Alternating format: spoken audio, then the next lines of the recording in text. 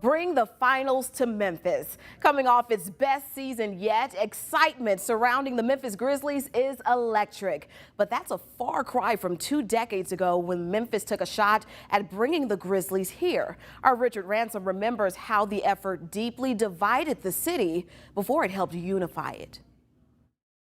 Former Memphis Mayor Willie Herenton still beams with pride walking around FedExForum. The home of the Grizzlies may be the biggest legacy of his 18 years in office. The kind of impact that I think that brings about cohesiveness and unity in a city, and we knew that a winning NBA franchise could do that for Memphis, and that's essentially what has happened. It's said nothing brings Memphis together like basketball, and when you hear thousands of people, black and white, singing "Whoop That Trick,"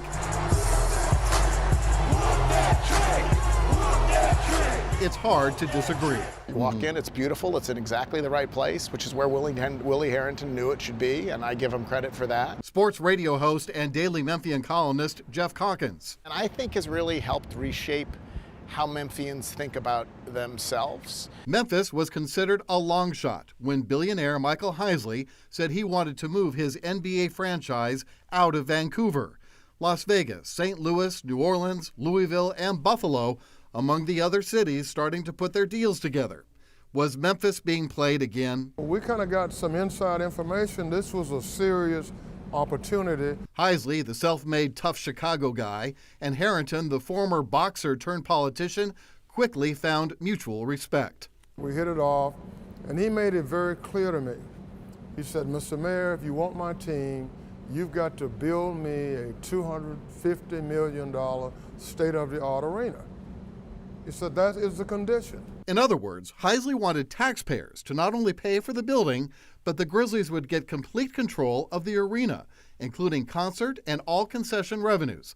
It was fodder for editorial cartoonists because it was a tall order for a city like Memphis, struggling with poverty and what was then and still remains the smallest TV market in the NBA.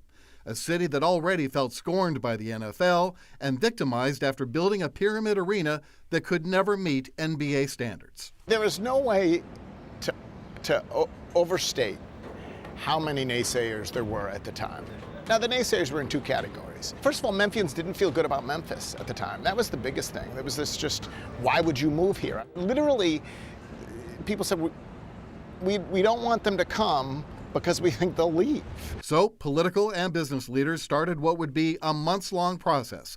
FedEx paid for the naming rights. It wouldn't have happened without FedEx. Business leaders from Pitt Hyde to promoter Fred Jones to Nike's Willie Gregory and Billy Orgel all stepping up. They backed a group called NBA Now, making bumper stickers and yard signs. Bain, a pull-up 3 in transition, down the well it goes. But more times than Desmond Bain scores 3-pointers in a game, the deal almost didn't happen. A well-financed opposition group was demanding voters get a chance to vote on the public financing, not at all happy that a billionaire wouldn't put in any of his own skin in the game. Morally, I think they're right. I wish we didn't have to pay for these arenas. But if you want a team, you do. It was believed a referendum would take too long and might not pass, so there was no vote. I loved Heisley, but he was very, very aggressive. Finally, it looked like the deal was about done. We put everything together, then we came to, I think, the 11th hour in negotiations. The phone rings. It's Herenton's negotiating team. So I get a call that says, "Mayor, you got to come down here. The deal is about to fall apart." I said, "Well, what do you mean?" Heisley attorney Stan Meadows throws a last-minute curveball, demanding Memphis cover any of the team's operating losses. In Vancouver, the Grizzlies were losing $30 to $40 million a year, and Herenton decides it's time for a candid one-on-one conversation. And I remember saying to Stan, we want this team. My city deserves this team, but we're never going to agree to cover the losses. And before we cover the losses, you can take this team, and I told him where to shove it, okay? And Herenton did what they say has to happen in any good negotiation. He walked away. Minutes later, he learned it was the right move. They knocked on the door, and he said, "Mr. Mayor, we have a deal. We understand." Almost immediately, Memphis learned what it was like to be a major league city. Shane Battier with the assist to Marcus Dorian. Drafting players like Shane Battier. And even when the Grizzlies weren't winning like they are now, Memphians could drive downtown all season long and see storied franchises, not to mention the league's best-known athletes, play ball. There was the grit and grind era, of course. Running double clutch shot is good! And now what many argue is the funnest team to watch in the NBA, with a superstar player, has this smallest of NBA cities smelling a chance at a championship. Morant. Oh!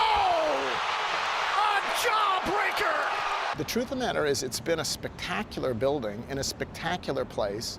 The Grizzlies have been a huge success. This team has really placed Memphis on the national landscape, and we knew it would do that. Ja Morant. In Memphis, I'm Richard Ransom. The Grizzlies have until 2029 to negotiate a new lease, and Calkin says taxpayers should brace themselves, as Oklahoma City and Indiana have already learned. He also credits the current owner for never suggesting that he would move the team. He expects, though, that they'll be here for decades to come.